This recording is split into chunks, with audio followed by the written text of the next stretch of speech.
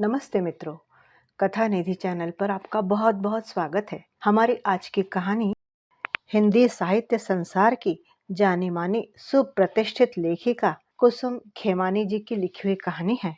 कहानी का नाम है न्याय चक्र।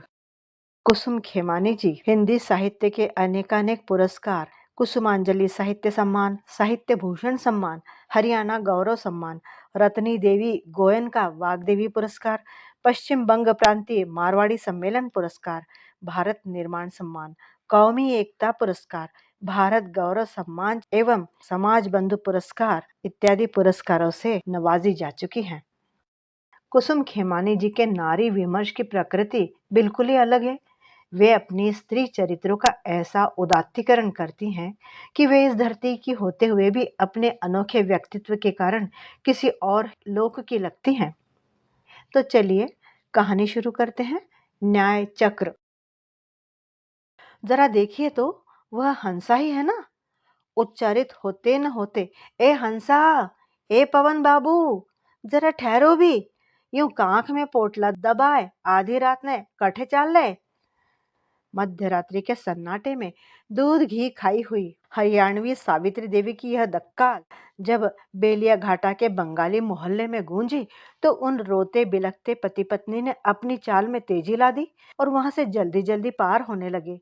पर वे ठहरी मंगत राय किरोड़ीमल की बेटी, जिन्हें यदि क्रोध आ जाए तो उनकी धावक गति को अच्छे खासे दौड़ाक तक ना पछाड़ पाए। फिर ये बेचारे तो अपने आत्मजों के प्रहारों से अधमरे, मन मरे, आत्म मरे, अर्थात मरने के सारे प्रकारों से मरे पड़े थे। अब भला उनकी क्या बिसात थी जो लंबी चोटी लहराती ममता की धनी इस सावा बेबे से सक सकते।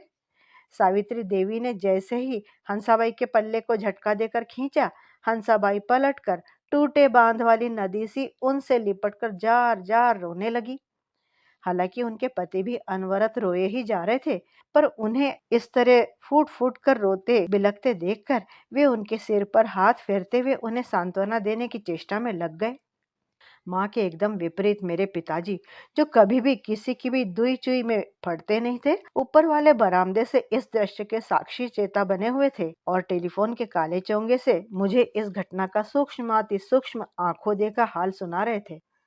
उनका यह निरासक्त रवैया, उनकी आत्म केंद्रितता के साथ ही माँ की पर दुख कातरता वाली इस रोजमर्रा की आदतों के प्रति उनकी संचित खींच का परिचायक भी था।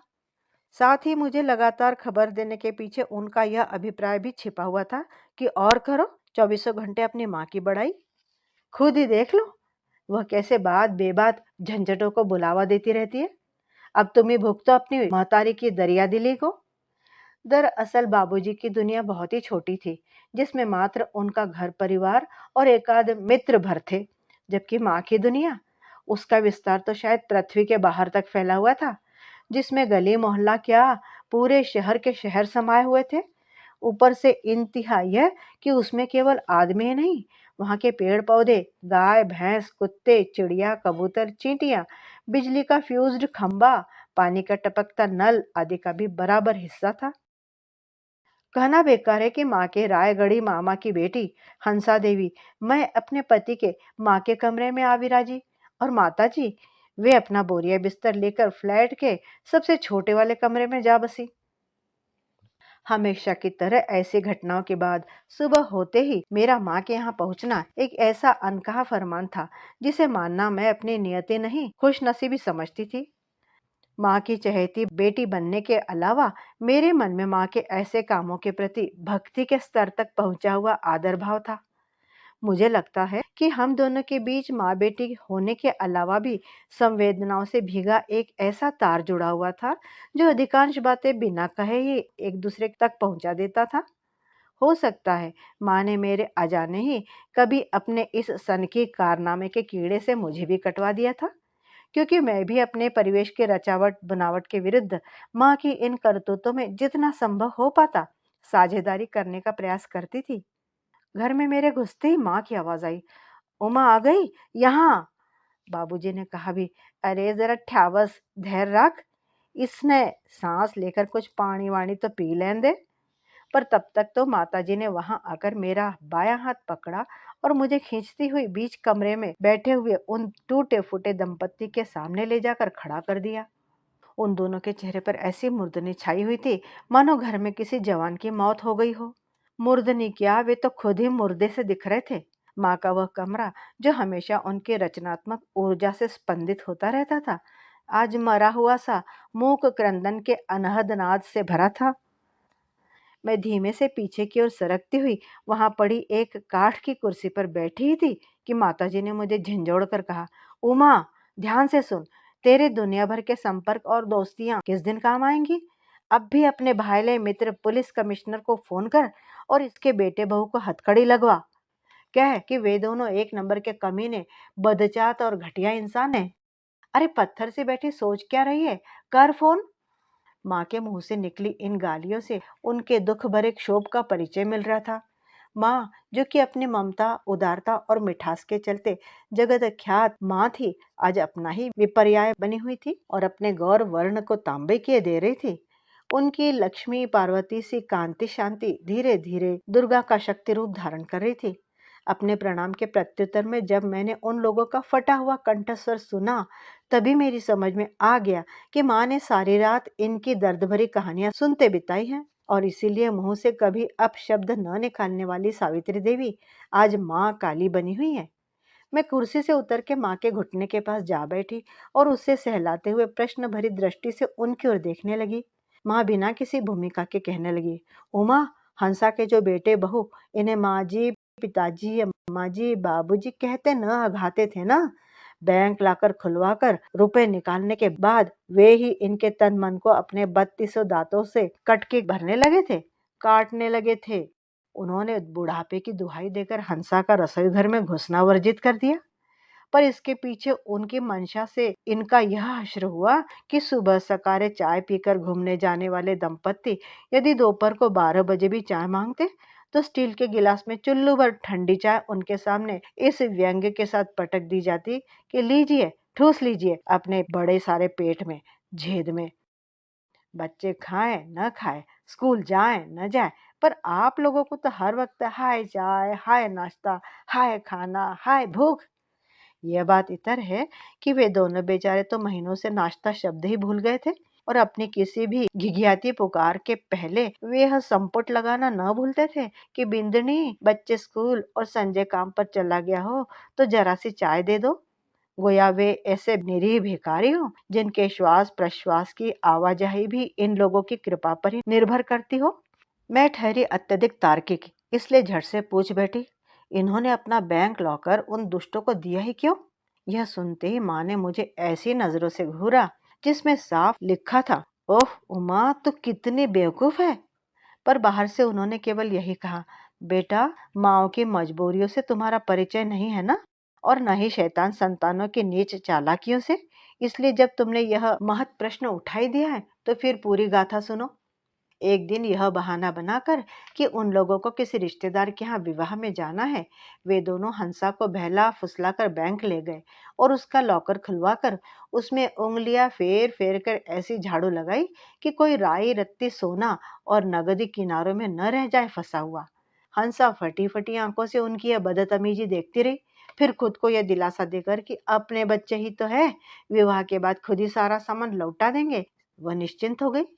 लेकिन भोली हंसा चिड़िया चुगी खेत से स्वयं को महाबेवकूफ की उपाधि से विभूषित कर उस अवसर का इंतजार ही करती रह गई और उसकी सयानी बहू ने ये कहकर कि यह धन तो संतानाधिकार के अंतर्गत आता है, उस सारी संपत्ति को अपनी फाइल में घोषित करवा दिया।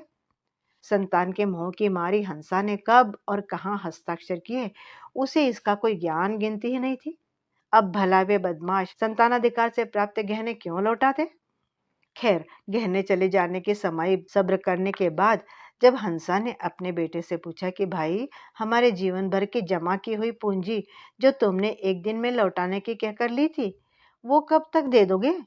सुनते ही बेटे ने दाएं हाथ से थप्पड़ खींचा और चेहरे पर सारी दुनिया की घृणा समेटकर होठों को टेढ़े मेढ़े सिकोड़ता हुआ बोला, कैसी डायन हो माँ तुम। माँ हो ये डायन, तुम्हें जरा भी शर्म नहीं आती। हाय रुपया करते हुए यहाँ मैं व्यापार के घाटे की चिंता में मरा जा रहा हूँ, रात दिन खट खट कर अपने हाड़ गला रहा हूं और तुम्हें अपने रुपयों की पड़ी है। अच्छा हो कि ये बात दोबारा मुंह पर लाने से पहले तुम डूब मरो। तुम्हारी जैसी माँ से तो माँ न हुई ही अच्छी। हंसा बेचारी पथराई से बेटे की विष भरी कटुक्तियां झेलती रही। फिर एक कोने में जाकर इतने जोरों से फूट कर रोई कि बगल का पड़ोसी घबरा कर आया और इनके फ्लैट की घंटी बजाने लगा। पर जो खुद इतने खतरनाक हों, उन्हें किसी और खतरे की क्या परवाह। बेटे ने आंखें दिखाते हुए दोनों हाथों से माँ का मुंह दबोच लिया और बहू ने जोरों से टीवी पर रोने का सीरियल लगाकर दरवाजे पर खड़े पड़ोसी महोदय से मीठी मीठी बातें बनाकर उन्हें हंसते हंसते विदा कर दिया। मैं आंखें फाड़े उन दोनों को देखती हुई सोचे जा रही थी कि पढ़ा और सुना तो बहुत था कि माँ बाप की ममता अंधी होती है, पर विश्वास नहीं किया था। लेकिन ये दोनों अपने कृतित्व से इस बात पर मुहर लगा रहे थे कि मैं इस बात को 16:15 आने सही मान लूं। मेरे स्वभाव की सिफत ठहरी चंचल चपल, मुझ में उनका रोंदला इतिहास सुनने का धैर्य कहाँ था। इसलिए माँ को बीच में टोक कर मैं बोल पड़ी, ये सब तो बीते कल की बातें हैं माँ, पर आज ऐसा क्या घट गया था जो ये लोग आधी रात को यूं कंगालियों की तरह मुंह छिपाए भाग रहे थे। इनके पास न तो कोई रुपया पैसा था और न ही कोई सामान। तो क्या ये लोग आत्महत्या करने जा रहे थे? मेरे बड़बोलेपन पर मुझे माँ की करारी डांट पड़ने ही वाली थी कि हंसाबाई ने अपनी उबड़ खाबड़ सांसों से यह जवाब दिया, उमा, एक बार मन में तो यही बात आई थी, फिर ये सोचकर कि हम तो आराम से मर जाएंगे, चले जाएंगे, पर गांव दुनिया इन पर थू थू करेगी। ऊपर से संजय की बदनामी होने से अनंत की विवाह में भी आंट आएगी, बाधा ना आएगी। हमने वह विचार त्याग कर यह सोचा कि कंडक्टर के सामने रोकर गिड़गिड़ाकर किसी तरह बिना टिकट रायगढ़ की रेल में बैठ जाएंगे। इसीलिए हम सियालदह स्टेशन की ओर जा रहे थे। मैं हैरान थी कि जिन लोगों ने इन पर बेतहाशा जुल्म ढाने के बाद इन्हें मार कूट कर दर दर की ठोकरें खाने के लिए घर से निकाल दिया, उन्हीं के यश अपयश के लिए ये आज भी मरे जा रहे हैं। मुझे लगा मैंने ही गलत सुन लिया है, इसलिए मैंने दोहराया, बदनामी? इस पर हंसाबाई का जवाब था, हाँ उमा, तू ही बोल, संजय की बदनामी तो होती ही ना। यह सारी चर्चा सुनते समय माँ क्रोध से लाल भभूका हो रही थी, जिसका एक कारण यह भी था कि हंसा जीजी की बहू रानी माँ की बचपन की सहेली अति भली गोबली गाय विद्या की बेटी थी और वे ही इस विवाह की घटक थी। माँ ने एक अपराधी की तरह गर्दन झुकाकर कहा, मैंने उस चंडिके को विद्या का हवाला देकर कई बार समझाने की कोशिश भी की, पर राम जाने वह देवी माता किस धातु की बनी हुई है, उस पर तो किसी बात का कोई असर ही नहीं होता था और वह हर वक्त अपने पूरे जोम में जाल साजियों से भरी कारगुजारियां करने में ही मशगूल रहती थी। जब इन दिनों हंसा ने मुझे कोई खबर नहीं दी, तो मैंने सोचा हो सकता है वह देवी यथास्थान आ गई होगी, सही हो गई होगी और अब हंसा आराम से होगी। अभी माँ का वाक्य अधूरा ही था कि हंसा जीजी ने पहले तो अपने माथे पर 2 हत्थड़ मारी और फिर अपने सिर को जोरों से भड़ाभड़ जमीन पर पटकने लगी। उनकी सभी मुद्राएं किसी पागलखाने से छूटे व्यक्ति सरीखी थी। इसलिए हम लोगों ने उनके दोनों हाथ और सिर पकड़ लिए और माँ ने डपटते हुए कहा, हंसा, के होया जो पागलों की तरियां करे से।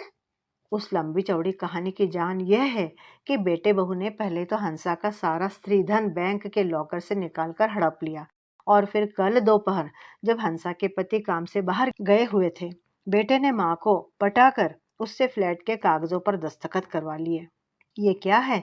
पूछने पर सुपुत्र जी ने अपनी जुबान में मिश्री घोलकर कहा, माँ, तुम्हारी कई दिनों से इच्छा थी ना कि तुम कोई बड़ा दान करो, तो इन दिनों मेरी बहुत ही अच्छी कमाई हुई है, इसलिए मैं इन स्टाम्प पेपर पर उसे लिखकर तुम्हें अर्पित कर रहा हूँ।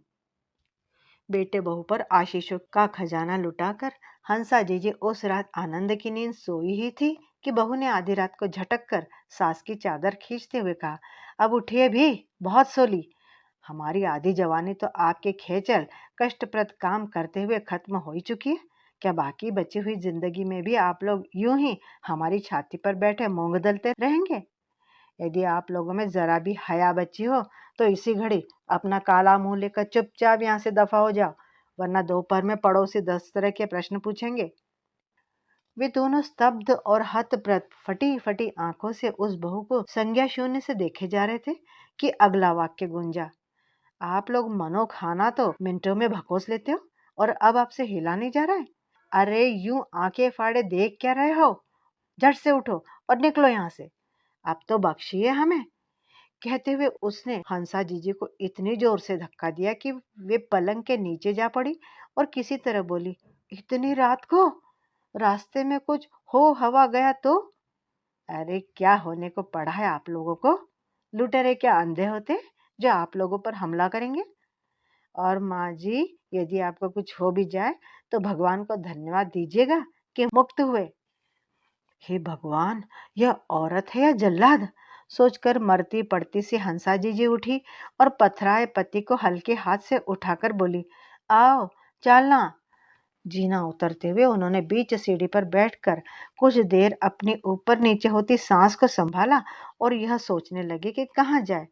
तभी ऊपर खड़ी बहू ने ससुर को ऐसी ऐसी गंदी गालियां देना शुरू किया कि हंसा के पतिदेव अपने कानों पर हाथ धरकर लुढ़कते हुए से नीचे आ गए। पर हाय रे माँ का कलेजा, मरे बराबर अपमान होने के बाद भी ये सोचकर कि सुबह जब लोग इन्हें घर के अहाते में पोटली लिए बैठे देखेंगे तो उनके बेटे बहू की क्या इज्जत रह जाएगी।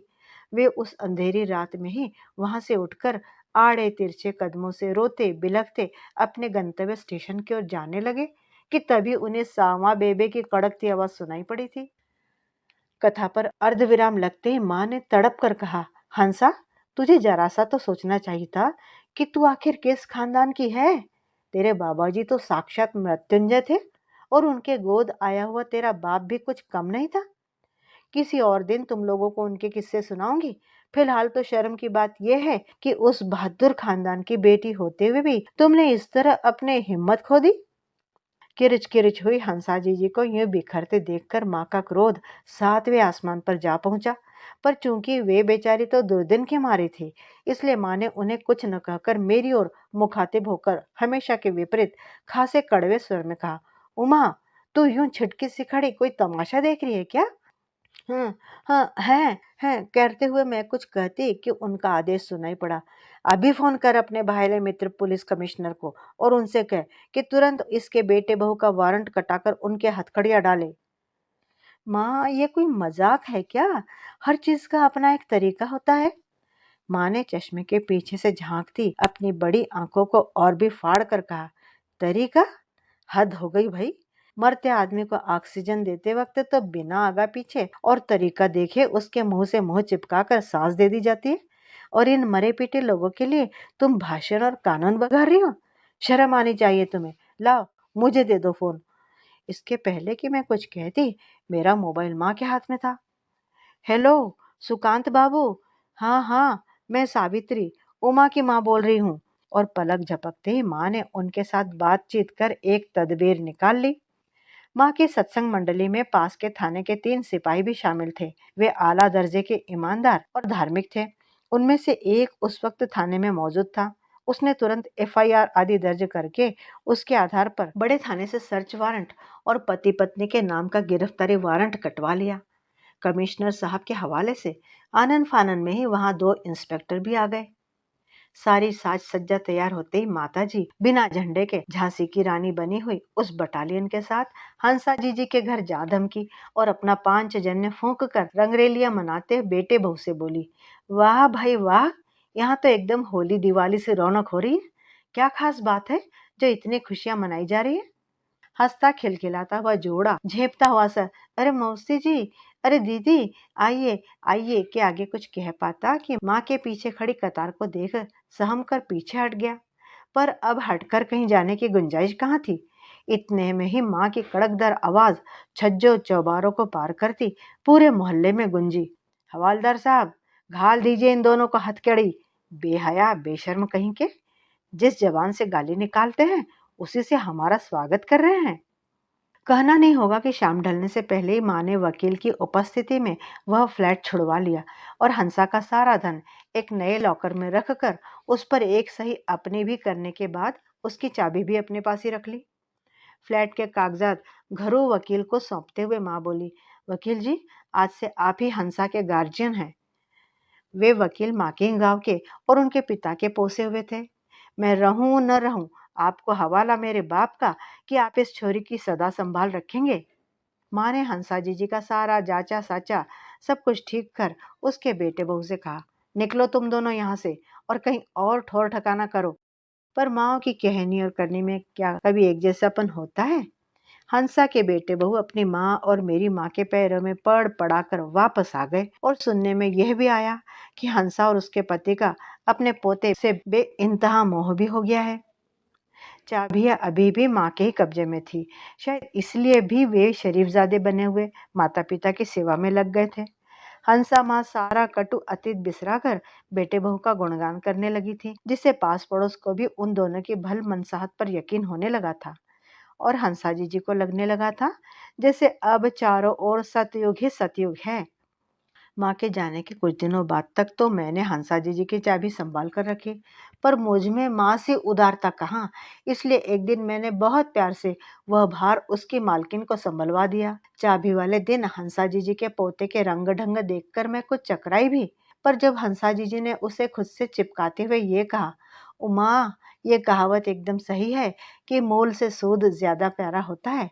अब देखना, इस छोरे में मेरा मोह इसके बाप से 1000 गुना ज्यादा है और यह भी मुझे अपनी माँ से ज्यादा प्यार करता है। तो मुझे लगा मैं बेकार में ही सब पर शक करती फिरती हूँ। अभी मुझे हंसा जीजी की खुशहाल जिंदगी से खुश हुए ज्यादा दिन नहीं हुए थे कि मेरे पास उनकी आपदा विपदा की छोटी मोटी खबरें आने लगी। माँ के जाने के बाद बृहद मातृपक्ष वालों के साथ आई दूरी के कारण मुझे उनसे कटने का बहाना मिल गया था और जीवन की अफरा तफरी के साथ खुद के जंजालों से घिरे मेरे जीवन में हंसा जीजी का अता पता क्रमशः खो गया था। अचानक एक दिन हंसा जीजी के पति के देहावसान की खबर आई। रिश्तेदारी में मरे जिए में जाना आवश्यक होने के कारण जब मैं वहां गई तो हंसा जीजी को देखकर दंग रह गई। उनके वैधव्य की व्याकुलता के पीछे भी उनके दैनंदिन की दीनता साफ नजर आ रही थी। मेरी प्रश्न भरी आकुल दृष्टि को जब हंसा जीजी ने देखकर भी अनदेखा कर दिया तो उनकी अंदरूनी खस्ता हालत मुझसे छिपी न रही। हालांकि मैं उनके बहुत करीब नहीं थी, फिर भी पड़ोस में रहने के कारण बचपन में जीजी जीजी का रट्टा तो मैंने भी मारा ही था। इसलिए सही जानकारी के लिए मैंने उनकी पड़ोसन ताई जी का पल्ला पकड़ा। हंसा जीजी के बाबत उनकी बताई हुई कहानी यूं है। सावित्रीबाई के जाने के बाद हंसा का बेटा एकदम निडर और ढीठ हो गया और उसने खूब चालाकी से अपने बेटे रूपी जाल में इन सीधे साधे पति पत्नी को फंसा लिया। प्रौढ़ावस्था में दोबारा बचपन का आनंद लेते हुए हंसा और पवन बाबू देखते ही देखते हर वक्त अनंत अनंत की माला जपने लगे। पर वह बछड़ा कब सांड बन गया, इससे गाफिल हंसा जी उसे नई ब्याई गाय की तरह रात दिन अपने वात्सल्य रस से भिगोती रही और बांध टूटकर बहा उनका मातृत्व प्रपात अनंत रूपी जीवात्मा को 12 महीनों के 24 घंटे आपाद मस्तक सिंचित करता रहा। एक तो ओछे माँ बाप की संकीर्ण मना परवरिश से पालित, ऊपर से दादी की स्नेहपगी धन की धार। ऐसे में किसी भी युवा के अशिष्ट और उद्दंड बन जाने की संभावना तो रहती ही है। ऊपर से अनंत के माँ बाप, अब भला करेले को नीम चढ़ने में क्या देर लगती। इन दिनों वह हर वक्त बात बेबात दादा दादी को सिरड़ी, किचकिचिया, मूर्ख आदि कहकर झिड़कता रहता। आहिस्ता आहिस्ता ये स्थिति हो गई कि दादा दादी को देखते ही उसे जैसे बिजली का करंट सा छू जाता और वह अनाप शनाप बकवास शुरू कर देता। उसके अपमानों से असमय बुढ़ाए दादा दादी अपने आंसू पोंछते हुए उसकी बदतमीजियों को बचपना कहकर टालते रहते। हमेशा की तरह परसों रात जब वह नशे में धुत होकर घर लौटा तो दादा के जरा सा टोकने पर उसने सूट लटकाने का भारी हैंगर उनके सिर पर जोरों से दे मारा और वे बेचारे अवसान चूक हतप्रभ से उस अकल्पनीय प्रहार से घबराकर सिर के बल जमीन पर जा गिरे। नतीजतन उनको ब्रेन हैमरेज हो गया। चीनी की बीमारी होने के कारण उनकी हालत और भी ताब में नहीं आई और वे वहीं चल बसे। जब थाने से आए सावित्री भाई के धर्म भाई सिपाहियों ने हंसा से मृत्यु का कारण पूछा तो उस संकट के समय में हंसा ने उन्हें बिना अटके कह दिया, आधी रात को पेशाब घर में ठोकर लगकर गिर गए थे। हंसा जीजी को समय न दे पाने के अपने ढेरों बहानों पर ग्लानि होने के बावजूद भीतर ही भीतर मेरा दिद्दा मन हंसा जीजी की जिम्मेदारी लेने का नहीं था। वैसे इसमें हंसा जीजी की भागीदारी भी कुछ कम तो नहीं थी। मैंने जब कभी हालचाल पूछकर उनके जीवन में घुसने की चेष्टा की थी, तो अपने चेहरे पर छाई अवसाद की परत को पीछे सरकाकर वे मुस्कुराते हुए अपने दोनों हाथ आकाश की ओर उठाकर कह देती, एकदम ठीक सी हूँ, तय चिंता मत कर। मेरा यह प्रस्ताव कि रामदर्श मामा हवालदार रोज उनका हालचाल पूछ लिया करेंगे, उन्होंने इस तरह खारिज कर दिया मानो मैंने उनके सामने किसी बम आरोपण की बात कह दी हो। एक दिन मेरी गहरी उद्विग्नता को देखकर उन्होंने कहा, उमा, तुम ज्यादा माथा मत लगाओ और मुझे मेरे भाग्य पर छोड़ दो। क्या सावा बेबी चाहकर भी मेरे बुरे समय की घड़ी को उल्टा घुमा पाई? मेरे भाग्य के आगे जब उन जैसे ऋषि व्यक्तित्व का ही वश न चला, तो तुम और मैं तो हैं ही क्या। उनके दिलासों से भरी हुई मैं रास्ते भर सोचती रही कि माँ के अनुसार हंसा जीजी जैसा साधु स्वभाव सदियों में किसी एकाध प्राणी का ही होता है। साथ ही उसमें वे यह नुक्ता भी जोड़ दिया करती थी, पता नहीं यह ऊपर वाला भी अपने खास बंदों को ही ज्यादा तकलीफ क्यों देता है। पर उनके जैसी धर्मपरायण महिला भगवान को ही कैसे दोषी मानती, इसलिए वे ये कहकर भगवान को माफी दे देती, हो सकता है कि वह इसी बहाने हमारे पूर्व जन्म के पाप कटवाता हो। इस प्रकार प्रकट की गई अपनी उक्तियों का समापन वे हमेशा दर्शन भरे इस वाक्य से करती, उमा, सदा विश्वास रखना कि भले ही उसके यहाँ देर हो जाए, पर अंधेर नहीं हो सकता। इसलिए देखना, एक न एक दिन भगवान हंसा का न्याय भी जरूर करेगा। ऐसे ही विमर्शों के जाल में फंसी मैं बार बार अपने मन में माँ से पूछ रही थी, क्या हुआ तुम्हारे भगवान के न्याय का? अब ये मत कहना कि अभी हंसा के पाप कटने बाकी हैं। सच तो ये है कि ये सारे आश्वासन ही फ्रॉड हैं, नकली हैं। जरा पूरी दुनिया में आंख घुमाकर देखो, चारों तरफ दुष्ट बैठे राज कर रहे हैं और भले नरक भोग रहे हैं। अब तुम ही बताओ, सुबह से रात तक सबका भला चाहने वाली हंसा जीजी को क्या कभी भी इन दारुण मानसिक कष्टों से मुक्ति मिली है या मिलेगी? मुस्कुराने की अपनी जन्मना आदत के तहत शायद माँ मेरे उपालंबों के जवाब में जोरों से मुस्कुराई होंगी, क्योंकि दो एक दिन बाद ही एक भयंकर खबर मिली। सशस्त्र गुंडों ने हंसा जीजी के घर पर हमला करके उनके बेटे बहू को मार डाला। बहू ने उस वक्त दुनिया भर के जेवर पहन रखे थे और बेटा कहीं से रुपये भरा ब्रीफ केस लेकर आया था। ज्यादा ना नुकर और हाथापाई करने पर अंततः हमलावरों ने उन दोनों की जान ले ली। ये पूछने पर कि हंसा जीजी की क्या खबर है, पता चला कि वे अपने किसी रिश्तेदार के यहाँ गई हुई थी, इसलिए बच गई। कुल के चिराग अनंत के बारे में तहकीकात करने पर जो तथ्य सामने आए, वे अत्यधिक चौंकाने वाले थे। पुलिस ने बताया कि उन गुंडों में से 3 को पकड़ लिया गया है और उनके अनुसार ये सारी योजना अनंत की ही बनाई हुई थी। चूंकि वह ड्रग लेने के साथ साथ और भी कई बुरे धंधों में फंस गया था, इसलिए उस पर गुंडा सरदार का बड़ा कर्जा हो गया था। उन लोगों ने घर की विस्तृत जानकारियों वाला एक नक्शा और घर वालों की समय सारणी भी पुलिस को दिखाई, जिससे पुलिस का संदेह अनंत पर पुख्ता हो गया। मेरे यह कहने पर कि जब यह साबित हो चुका है कि यह सारी साजिश अनंत की ही है और वही इस कांड का मास्टरमाइंड है, तो उसे गिरफ्तार क्यों नहीं किया जा रहा? मुझे उत्तर मिला कि वह खुद को बहुत शातिर समझता है, इसलिए अभी फरार है। पर शायद वह नहीं जानता कि हमारे हाथ भी बहुत लंबे हैं और कुछ ही देर में हमारे लोग उसे पकड़ चुके। वाक्य के बीच में ही हमने कमिश्नर साहब को अपने वायरलेस पर यह कहते सुना, well, very good, thank you, उसे तुरंत लॉकअप में डालो, मैं आ रहा हूँ। वहां से लौटकर जब मैंने माँ की फोटो देखी, तो मुझे लगा कि उनकी अचल तस्वीर जीवंत होकर अलौकिक भावों से भर गई है और उनकी वही शाश्वत मुस्कुराहट मेरी सारी दुविधाओं का जवाब दे रही है। मित्रों, ये थी ख्याति प्राप्त लेखिका कुसुम खेमानी जी की एक लोकप्रिय कहानी, न्याय चक्र। उम्मीद करती हूँ कि आपको कहानी पसंद आई होगी। कहानी पसंद आई हो तो एक लाइक जरूर कीजिएगा। लेकिन बताइए, कहानी में मुख्य पात्र का ये कहना कि भगवान के घर देर जरूर है लेकिन अंधेर नहीं, और इस वाक्य को हम लोग भी अक्सर दोहराते रहते हैं, क्या ये वाक्य आपको सही लगता है?